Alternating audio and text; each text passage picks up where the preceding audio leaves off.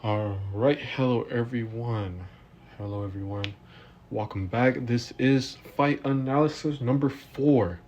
So today we have Kishio and Namori, another practice match, sparring match. So we go ahead and take a look over the stats. So we have Kishio 331,000 opticals, stage 2 on his sustained, stage 1 dermal, B plus pain tolerance. Namori 314,000 opticals. I have to say their optical counts they were the best from their school, so it's kind of odd seeing these numbers when the average person at their age has like 250,000 opticals. So it's like no wonder Taku and Kim was like, I need the best of the best. So yeah, these optical counts are really insane. But continuing, Namri has a stage 1 sustained and stage 2 dermal, also a B plus on her pain tolerance. So the interference is the same as the last one started initially. Nerfs all effective of the limits by 40%. Nerf total oblitals by 16.25%. All the limits cost 30% more oblitals and a 40% more stamina drain, or 140% total stamina drain. So let's get started. All right. So Kishio, he summons his sword, Murata Sudo. Then he summons his dermal. Namori summons her dermal. And then she immediately just, after a little exchange of words, just starts the fight by dashing at Kishio with Zoka Strength. So Kishio has to use Satellite Strike to prevent her from getting to him. So with Namori, she continues to use her Zoka Strength to dodge away. So yeah, they're just draining their opticals. As you can see, unlike, Atara was, well, I guess you could say she kind of was draining her opticals. Kishio, Satellite Strike continues. Namori summons her familiar. She uses a Zoka Strength to dash one more time. They impact each other. A little chip damage to their dermals and pain tolerance from that, the actual effects of the impact. So Namori uses Battering Ram, and that Kishio uses Metal Breaker, both personal casts. Both have impact resistance, but Kishio loses his resistances. And Pure Energy Explosion happens, and then after hit impact. So Kishio's pain tolerance, his body's taking a little bit of toll right now for that exact moment. And Namori's pretty chill. She did take a little bit of self-damage from her battering ram, but other than that, she's looking cool. She charges in with a dash fist attack.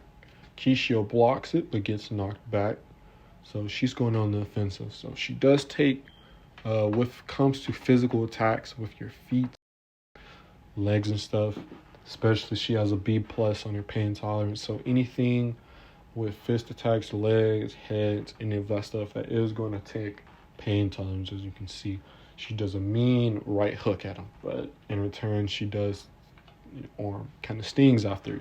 Namori isn't done. She does another heavy Zoka Strength dash kick attack. Kishio doesn't want none of it. He projects away. He doesn't want none of it.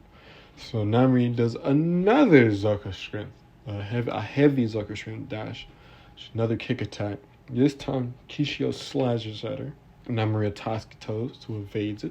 Kishio continues slashing, trying to get it. He then ends up getting to her, and she cannot outdodge him anymore. So he slashes, he hits his chest, both supposed to be legs there, both legs, and then he gets an uppercut slash at her, each one causing Pure Energy Explosion. Namori's sustain does take a bit of damage from this, and her dermal absorbs most of it, so that's good for her, but she has to recover her stamina just a little bit more.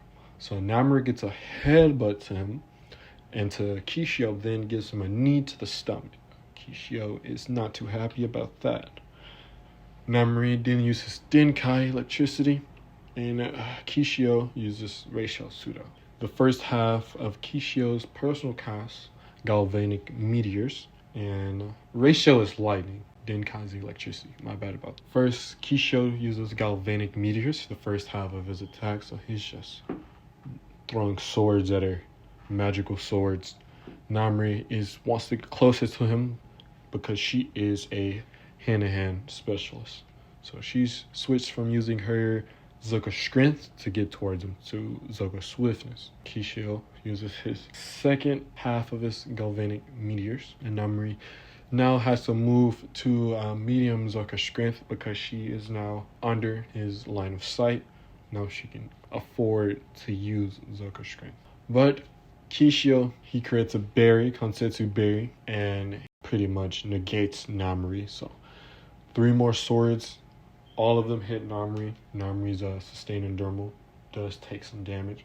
So does her pain tolerance. Kishio's swords, they explode and they all electrocute Namri. So now Namri is really tingling. So Kishio finally does a major Zuko strength. A long diagonal slash hits Namri, sends her away.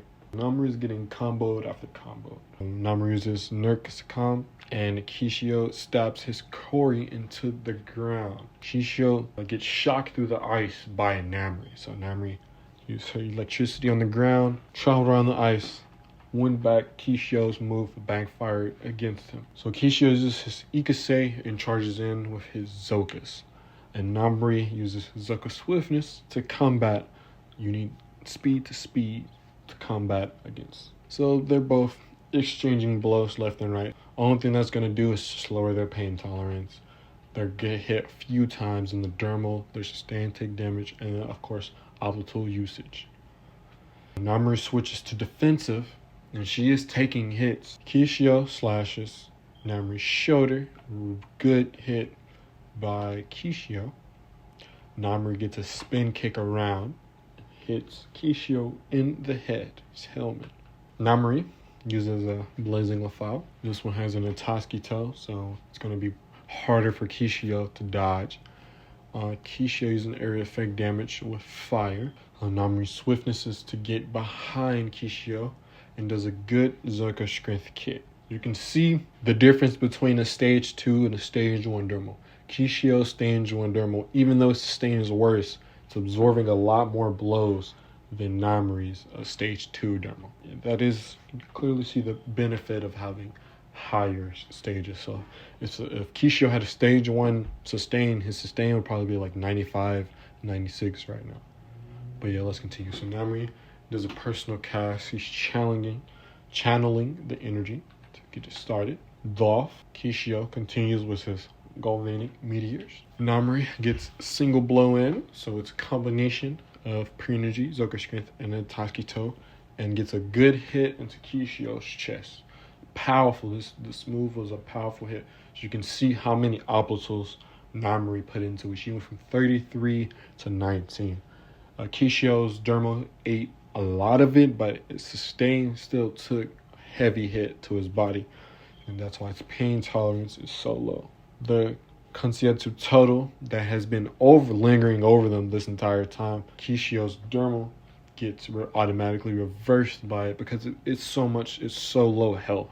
Just automatically can't sustain it, especially because its pain tolerance is so low. Then the interference goes away, so this is their actual stats at the end of the fight. 41% on Kishio's Oblatul, 70% health on his sustain, and after the last hit Namri just did to him, and then Konsetsu just goes away. His pain, he's still in some bit shooken up, not too bad. Namri, 39% Oblatuls. They did a very good usage Oblatuls to use because you don't want your opponent to have more Oblatuls than you, because they can use stronger attacks and they could just not attack at all and keep dodging. Then when you have no Oblatuls, you're going to lose your ability to use magic, and then you're going to be trying to flee because you can't fight anymore. So it's good that they used enough Oblatuls to do damage, but not enough for the other person to have a great Oblatul advantage over them. Namri sustains at 81, Kishio sustains at 70%, and Namri's pain tolerance 65 out of 100, and Kishio's is 40. So that is the end of the fourth fight.